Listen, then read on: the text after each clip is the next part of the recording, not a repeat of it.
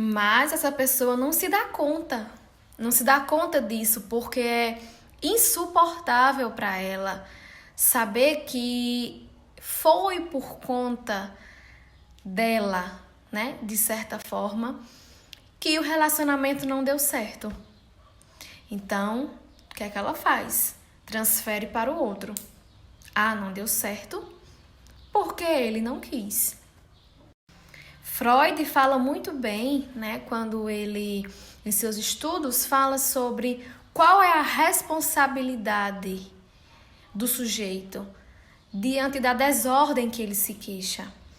É muito cômodo um sujeito chegar em análise falando do outro. Foi por conta do outro, foi o outro, atirando pedras no outro, colocando a sua demanda em cima do outro, sabendo, ou melhor, sem saber que a demanda é dele. Então, em um processo de análise, até que o sujeito se dê conta da responsabilidade que ele tem, é um processo extremamente longo.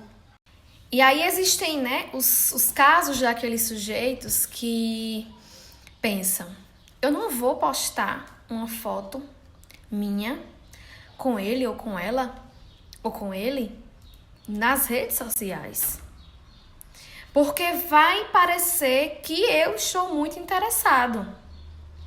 Mas na verdade ele realmente está muito interessado. Só que é insuportável para ele lidar com esse interesse. Então ele vai e boicota a relação. Ele pula fora sem que perceba. E o que é que faz? Coloca a culpa no outro. Ele não dá conta de sustentar esse lugar de interesse, porque para ele é insuportável saber que o outro possa perceber que ele tem interesse no relacionamento.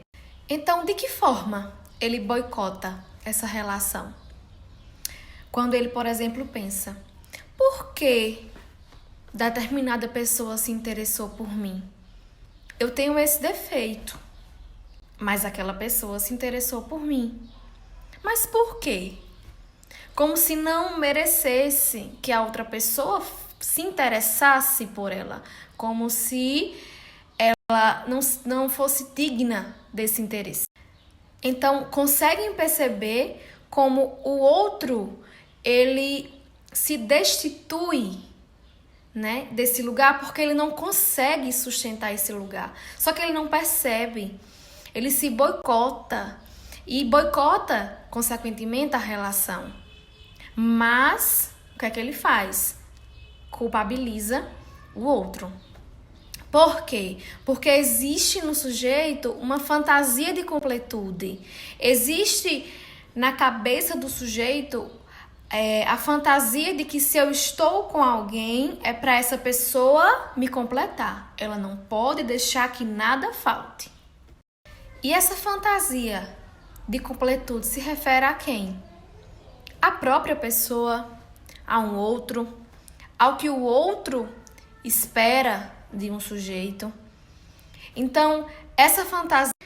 Só que aí nós podemos pensar: encontramos alguém que está numa relação com uma pessoa, mas não falta nada. É aquele relacionamento perfeito, maravilhoso.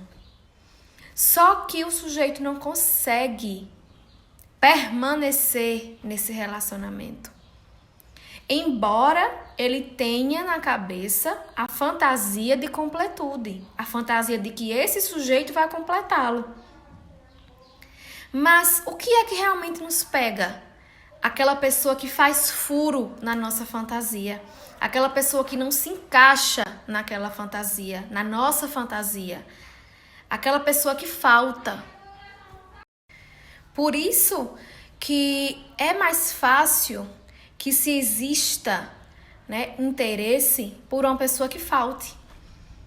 Muitas pessoas se perguntam, né? Mas fulano é tão bom pra mim, por que eu não consigo ficar com ele? Nosso relacionamento é perfeito, viajamos, ele me dá tudo, ele é carinhoso, ele nunca falta. Mas por que eu não consigo ficar com ele? Por que eu me interesso por aquele que falta? Por aquele que não vai me completar?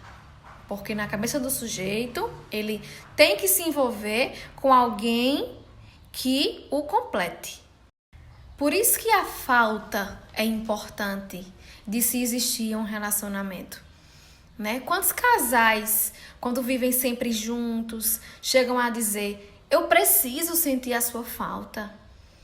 Eu preciso estar comigo mesmo, eu preciso de um tempo para mim. E, consequentemente, sentir a sua falta.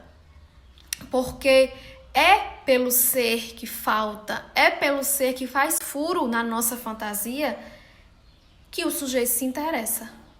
Por isso que quando um casal, ele sempre fica junto, ele sempre tá ali, né, um grudado no outro, gera angústia. Porque já não se sabe ali quem é quem. Não se sabe quem é ela, quem é ele. Estão o tempo todo grudados, não há um espaço para a falta. E a falta, ela é essencial. A falta, ela faz parte de um relacionamento. Mas se nós formos pensar agora nos finais, né, dos relacionamentos, existem muitos por aí, né, que não se dão espaço para viverem um luto. E que nem ao menos sabem se estavam vivendo de fato um relacionamento, né? Existem aqueles casais que não conseguem colocar no campo da palavra: ele é meu namorado, ela é minha namorada.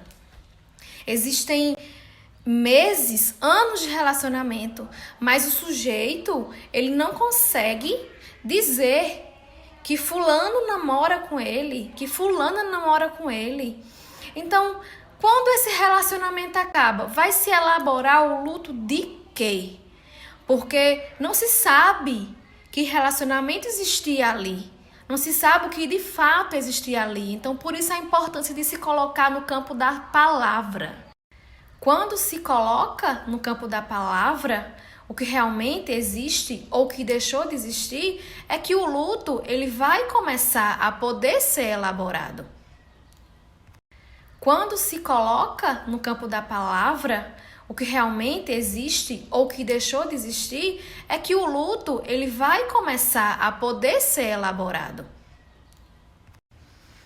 Mas se o outro, ele não diz o que nós temos, diga, seja sincera ou sincero para você mesmo. O que é que eu tenho com esse outro?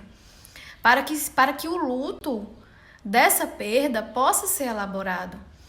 Coloque em palavras o que você tem, que você vive nessa relação. E isso acontece muito quando o sujeito, ele em análise, né, consegue colocar em palavras o que ele vive, expressar em palavras, nomear o que ele sente. E aí nós vamos pensar nas redes sociais. O que acontece, né? O que significa dizer um bloqueio? A exclusão do ex-parceiro das redes sociais. O que significa? Será que pode significar o início da elaboração de um luto? Será uma tentativa de elaborar simbolicamente o final desse relacionamento? Mas eu também pergunto, será que é o suficiente? Todo aquele ritual que acontece, né? Vou excluir as fotos, vou bloquear ele. Todo esse ritual que na maioria das vezes acontece quando o relacionamento termina.